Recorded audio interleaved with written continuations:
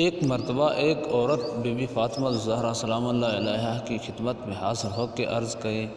دست ادب کو جوڑ کے عرض کرنے لگی، اے بنت رسول اللہ، میں خوبصورت نہیں، اس لیے میرے شوہر کی مجھ پہ توجہ نہیں،